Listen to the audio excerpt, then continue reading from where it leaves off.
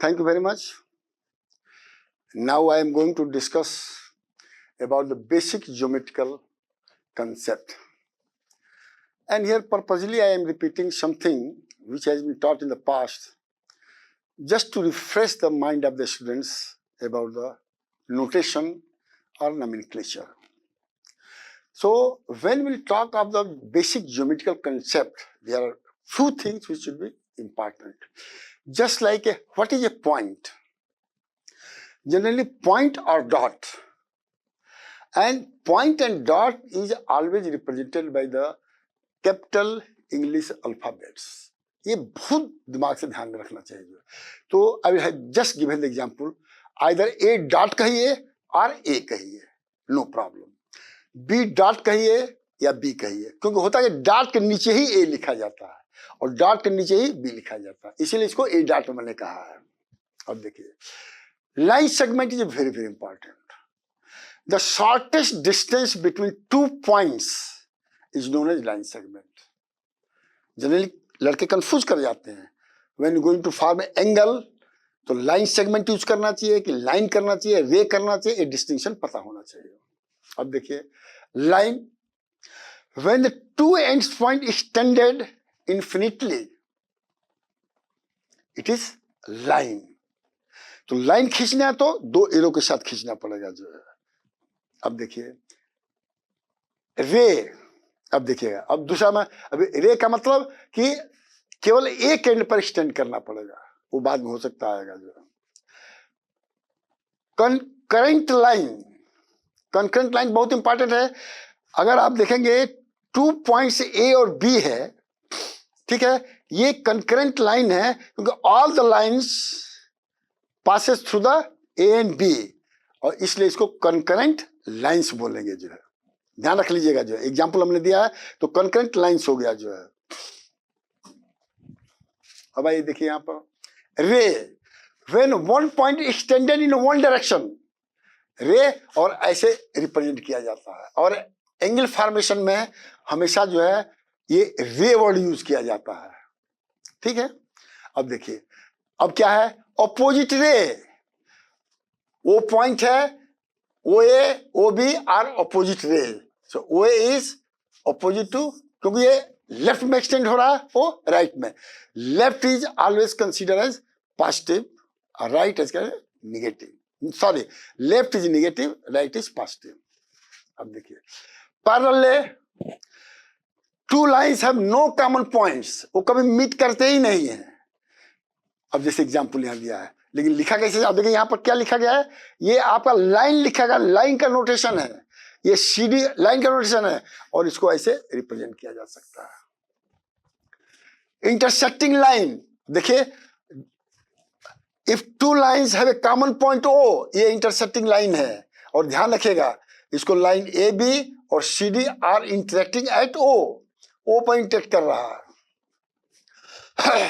Plane surface, a flat surface extending indefinitely in all directions, known as plane surface, or like wall. wall तो fix हो जाता है, लेकिन पृथ्वी का surface जो है infinitely, मैंने very large, infinite has no meaning, but infinite means very large value, a large area. Perpendicular line, if intersecting line makes an angle 90 in a plane surface known as perpendicular. अब देखिए यहाँ पे example दिया गया है. अभी देखिए ये क्या है, ये वे है, ये वे है मीटर इतना, वे परपेंडिकुलर टू, ये परपेंडिकुलर का सिंबल है जो है. अब यहाँ पे देखिए आपको सब चीज क्लियर हो जाएगा जो है. क्लोज एंड ओपन फिगर, अगर इनिशियल पॉइंट और जा करके फाइनल पॉइंट मीट करते हैं, वो क्लोज फिगर, भाई कोई रास्ता नहीं है जाने का तो क्लोज है गया. ये देखिए रेक्टेंगल है, एरो है, ट्रायंगल है, हेक्सागन, और अंदर वाले जितने पॉइंट है इंटीरियर पॉइंट है, और बाहर वाले पॉइंट क्या है, एक्सटीरियर पॉइंट है. अब ये 4 लाइन सेगमेंट है. लाइन सेगमेंट क्यों किया गया है, क्योंकि ये यहाँ पर कोई एरो नहीं है, ये लाइन सेगमेंट हो गया. ये लाइन सेगमेंट, ये लाइन सेगमेंट, सब लाइन सेगमेंट से स्ट्रेट लाइन सेगमेंट बना हुआ है, इसलिए line segment. 6 line segment, 3 line segment, 6 line segment, इसको हेक्सागन बोलते हैं, जिसमें कि 5-6 साइड होते हैं. और इसको generally all are polynomials. Interior points I mention, exterior point और ओपन व्हेन इनिशियल और फाइनल पॉइंट नेवर मेट। अब देखिए ये भी अभी नहीं मेट किए थे, एग्जाम्पल हो गया। Linear and curve linear boundary, linear मतलब सीधे सीधे जोड़ा गया है, तो ये माने any figure consist of line segment is a linear figure, linear boundary. Any figure which is form by curve, टेढ़ा, तो कर्व लीनियर बाउंड्री। बहुत सिंपल चीजें हैं जो। अब एंगल देखिए, अब यहां जब देखेगा यहां पर लाइन सेगमेंट यूज किया गया है कि if two line segment have a common point O then they form angle. अब इसको कैसे लिखा जाता है? ये एंगल का सिंबल है AOB, symbol of angle is this. Interior angle, अब इंटीरियर एंगल देखना पड़ेगा, तो जो ओ ए ओबी के बीच में है, अंदर है, वो इंटीरियर हो गया, और बाहर वाला क्या हो गया? एक्सटीरियर हो गया। तो यहाँ पर इंटीरियर का फिगर बनाया गया है, rest is exterior point, exterior angle बता दिया। Unshaded portion of this is exterior angle. Interior angle plus exterior angle 360, ये बहुत इंपॉर्टेंट है, ये कंप्लीट एंगल का डिफिनेशन है। क्योंकि जब वन सर्किल क्लॉक देखे हैं, क्लॉक एक बार रोटेट करता है, क्लॉक वाइज में रोटेट करता है, वो 360 करता है, इसको कंप्लीट एंगल भी बोलते हैं। और यहाँ पर जो दिया हुआ है आपका जो है मैंने टोटल इंटीरियर है, ये ऐसा होता है। Example, in a given figure mention the various angle point rays and line. अब ये फिगर दिया हुआ है, अब देखिए ध्यान रखिए कि 1 + 2 + 3 + 4 एंगल इज 360, ये ध्यान रख लीजिएगा। तो एंगल 1 दिया हुआ है, angle 2, angle 3, angle 4, common point O को कॉमन पॉइंट बोलेंगे। नंबर ऑफ रेज 1 2 3 4 हो जाएगा। नाम ले लीजिए, यहाँ पर नाम दे देगा। Straight line it is 180 over any line. Half half जो हुआ ये स्ट्रेट लाइन एंगल है, इसको जोड़ेंगे तो 180 और नीचे 180 तो 360। तो ये आप तो स्ट्रेट लाइन एंगल मैंने एक लाइन के ऊपर क्या है 180, उसके नीचे क्या है 180, दोनों को जोड़िए तो कंप्लीट एंगल हो जाएगा। अब देखिए क्वाड्रिलेटरल पॉलिनोमियल, ये आपका जो स्क्वायर है, रेक्टेंगल है, ये सब क्या है आपका जो, ये सब पॉलिनोमियल है, क्वाड्रिलेटरल पॉलिनोमियल है। और ये सभी लाइन सेगमेंट से बनते हैं। लेकिन स्क्वायर में हर एंगल 90 डिग्री होता है, रेक्टेंगल में हर डिग्री 90 डिग्री होता है। लेकिन इसमें जाएंगे तो सबका सम 90 डिग्री 94 360 हो जाएगा, 360, इसमें भी 360 हो जाएगा। लेकिन अगर ये उभरा हुआ है तो कॉन्वेक्स आपको बोलेंगे, अदर कॉन्फिगरेशन ऑफ कॉन्वेक्स बोलेंगे। और ये अंदर गया है ये आपको कॉनकेव बोलेंगे। ये आप देखेंगे जब ऑप्टिक्स में पढ़ाता हूं मैं, तो कॉन्वेक्स कैसे होता है, कॉनकेव कैसे होता है, हम बताया गया। तो कॉनकेव में जो है धसा होता है, देखिए कॉन्वेक्स लेंस जो है ऐसे होता है, धसा हुआ, ये कॉनकेव बोला जाता है, ये आपका कॉनकेव बोला जाता है। लेकिन इसके केस में जब ऐसे हो जाएगा ये कॉन्वेक्स हो जाता है। तो 3-4 तरह का दिया गया। और डायगोनल क्या होता है, ए लाइन ज्वाइनिंग अपोजिट वर्टिसेस, और ये 4 वर्टिसेस इसको ज्वाइन करके इसको ज्वाइन करके तो आपका डायगोनल एडी और बेसी हो जाएगा। Adjacent and opposite side, adjacent मतलब आसपास वाला, ए बी बी सी है common point B, they are adjacent side. और जिसका कॉमन पॉइंट नहीं है वो क्या जाएगा अपोजिट साइड, ये इसके अपोजिट है, ये इसके अपोजिट है।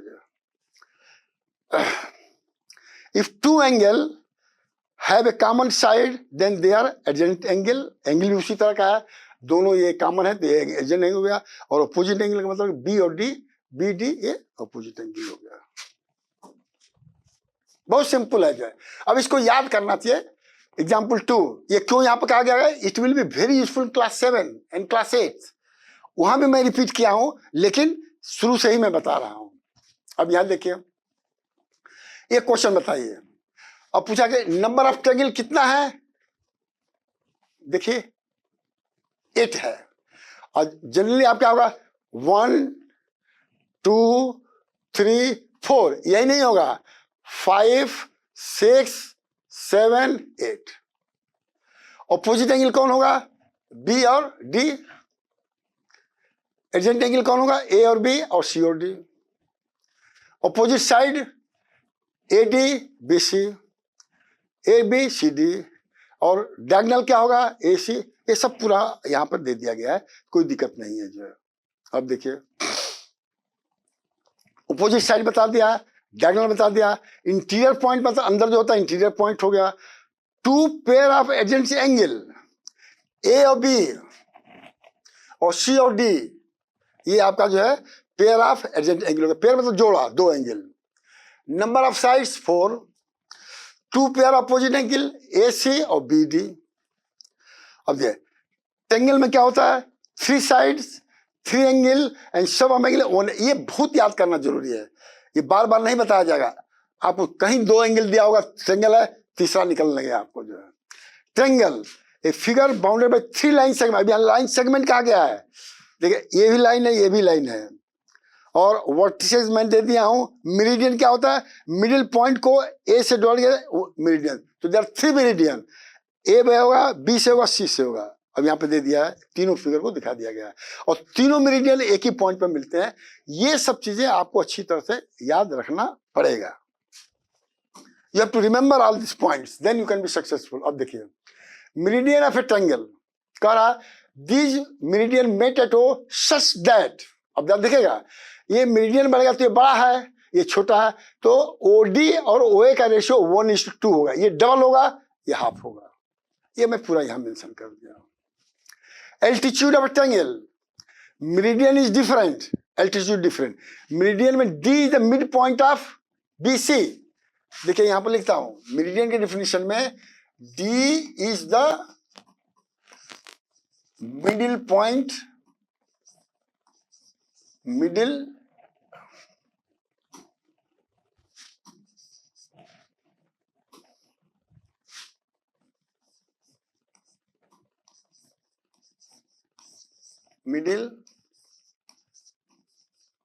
Point of BC. उसी तरह से आपका E middle point of AC है, F middle point of A है, ध्यान रख लीजिएगा। बट एल्टीट्यूड की बात होगा तो परपेंडिकुलर लाइन होता है। देखिए A D is the perpendicular line to B C. यहां पर देखिए ए डी